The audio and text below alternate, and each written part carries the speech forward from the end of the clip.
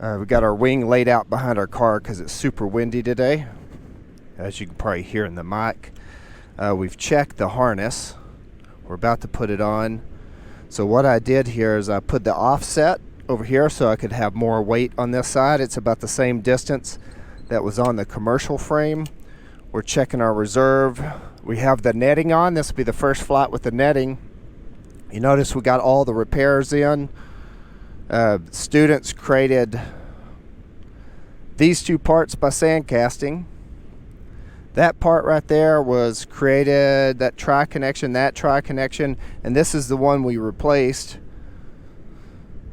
Those were all lost PLA. We got the motor mounts on this time that the class foam casted, or lost foam casting. Try to get another flight and see how that offset. If that doesn't work, I can bring it back in. But with these winds, I shouldn't have to run very much. So that'll be one benefit. And I'll be able to kind of test it and feel it on the ground a little bit more before I get in the air on the weight shift. That's the idea anyway. We're going to turn that on. We've got our throttle on. We got 98% battery, so we should at least, if everything's going well, get a 20-minute flight, unless the winds pick up more and I have to land. That's what I've got that box there for. We don't have to really do anything other than launch it now. Let's bring it out in the wind. Oh man, that is super windy. You see how that just wants to cobra? So I'm gonna bring it over me.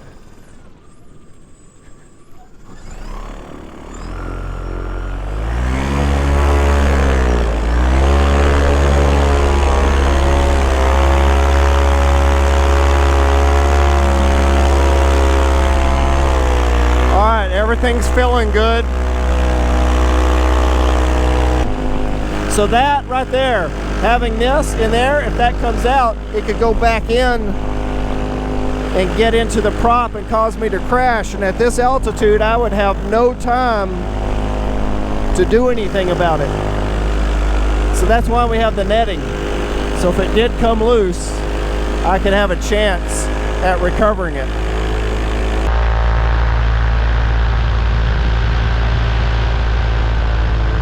We've had a lot of crazy stuff happen.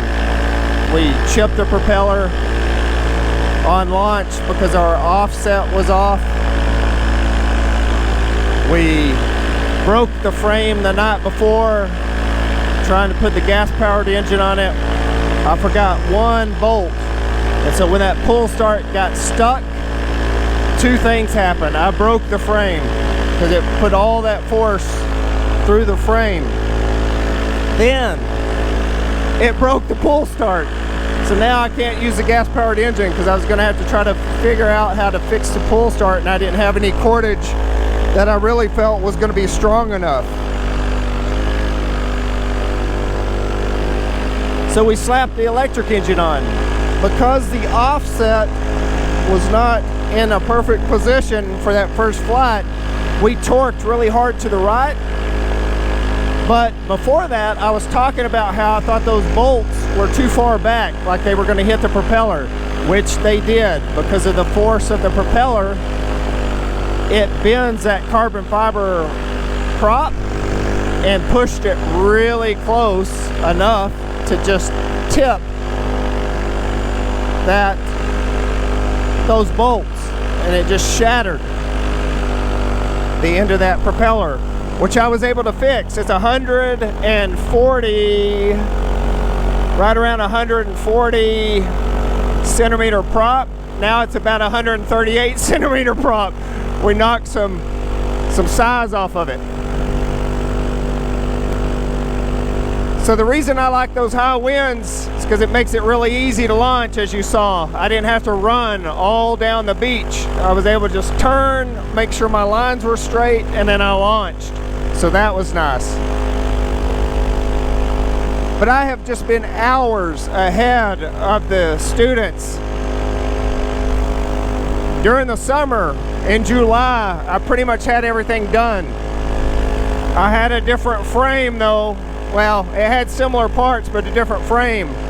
And I didn't like the way it flew. I flew it, and I was kind of sketched out by it. I felt like the activities were too complicated for an EDUC student. Even if you were an engineer, I needed to make something simple enough so if you weren't an engineer, you would be interested in it and it wouldn't overwhelm you. So I simplified the activities and I redid the frame again. Well, in the process of doing that,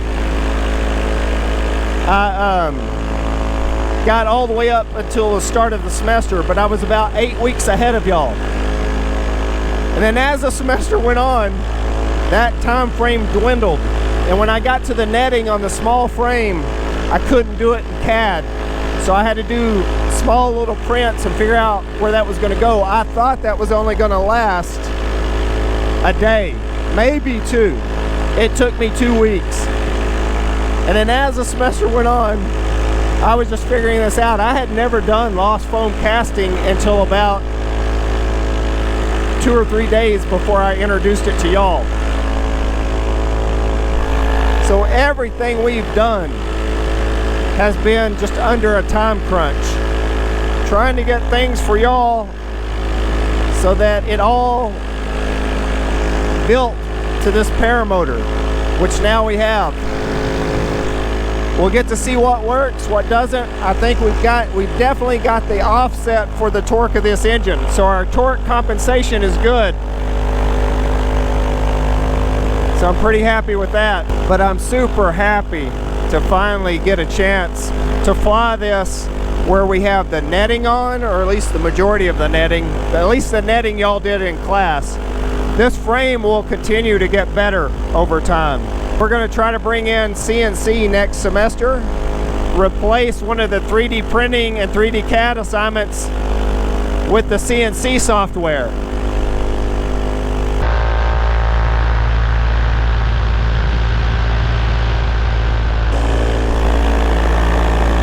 We're now at 15 minutes. We're going to try to get a 20-minute flight. None of these parts are symmetric. I had to hand drill it. So that means you can't flip them out on the other side. But because I was so far behind the class, I didn't even bother. Once I got everything cut and to go together, I just started drilling holes.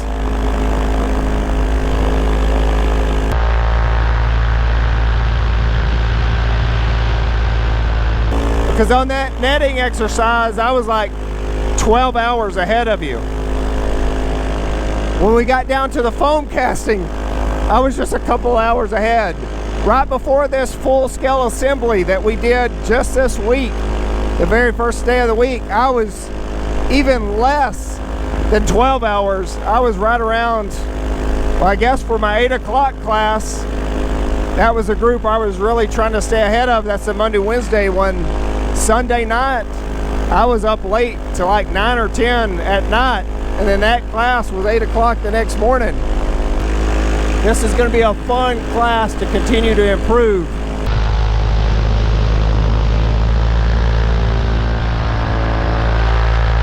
We got into small scale. I think that was really the first day where I really noticed a big improvement in motivation. And that was great because that's what the second half of the class was about, was that affective domain. That implicit learning, the behavioral side of learning. How does motivation impact us in our desire to learn new information and make it interesting enough so that we put forth the effort? All right, we're getting close. We're at 20 minutes. I'm going to gain a little altitude so I can turn this thing off.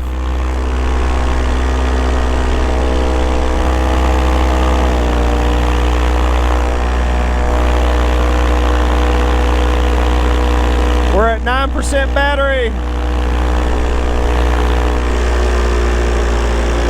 I'm going to do one last little turn. And then I'm going to go for a turn off here. I don't want to accidentally bump that when I come in. That's why I'm turning it off. So we're going to land this thing. We're going to do a little swoopy doop. Try to at least. Woo, man. So I got back here so I could drop it over the dunes if it blew me away, but it doesn't feel like It's so bad I can't walk back up to my car. Turn it up on its leading edge. I can slide it around that thing right there. So it'll catch on that. And that's how I land it in high winds. So that was the first really good flight of this thing where I've got it balanced out with the torque compensation